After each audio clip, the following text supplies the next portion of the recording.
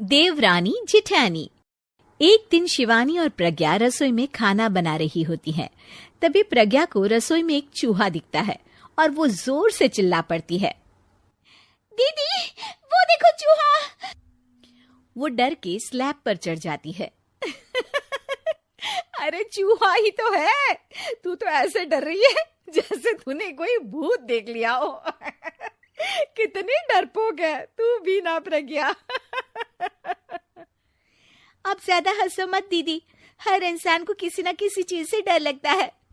लगता होगा, पर मुझे तो किसी चीज से डर नहीं लगता।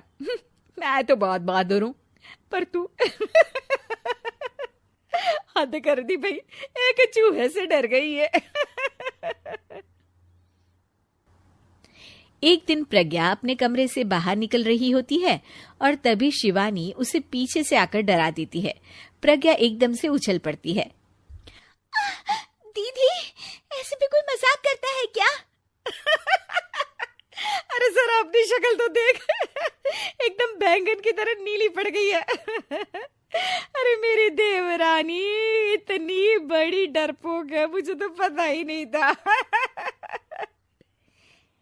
आप ऐसे चौंकाओगे तो कोई भी डरेगा ना। अरे ना, कोई बहाना अब काम नहीं आएगा। आज से ना तुम्हारा नाम है डरपोक प्रज्ञा। शिवानी प्रज्ञा का मजाक उड़ाकर चली जाती है। प्रज्ञा शिवानी की मजाक उड़ाने की आदत से परेशान हो जाती है। जब देखो मेरा मजाक उड़ाती रहती है, इनकी शिकायत तो मम्मी जी से करनी ही पड़ेगी मुझे।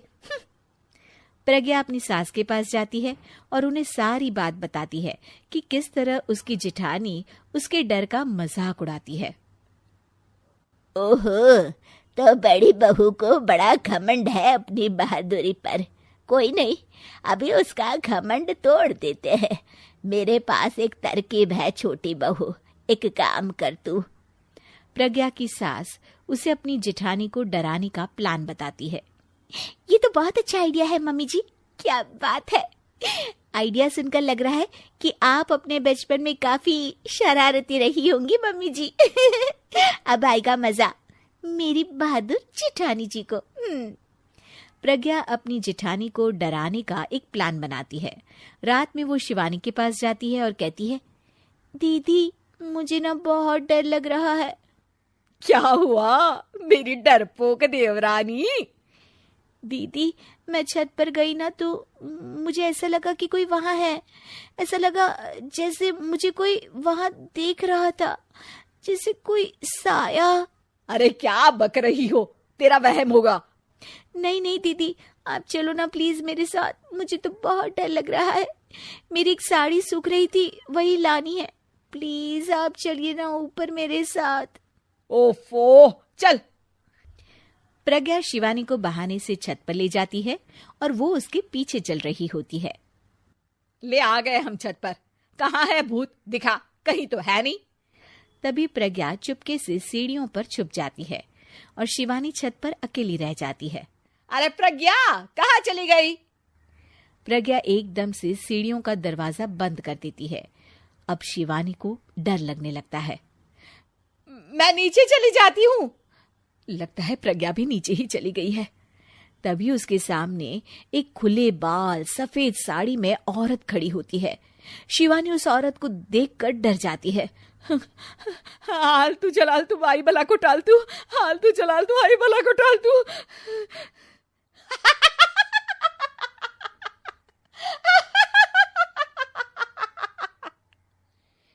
चुड़ैल की हंसी सुनकर शिवानी बुरी तरह डर जाती है। नहीं, मुझे छोड़ दो, भगवान के लिए मुझे छोड़ दो। नहीं, मैं तुझे नहीं छोड़ूंगी, मैं तेरा खून पी जाऊंगी। तभी चुड़ैल की हंसी उसकी सास की हंसी में बदल जाती है।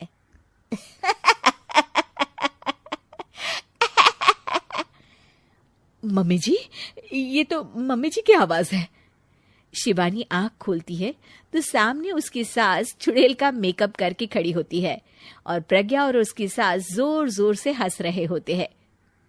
क्यों मेरी बहादुर जेठानी जी, आप तो कहती थी कि आप किसी से नहीं डरती। ये तुमने अच्छा नहीं किया प्रज्ञा। और सासू माँ, आप भी इसके साथ मिलकर।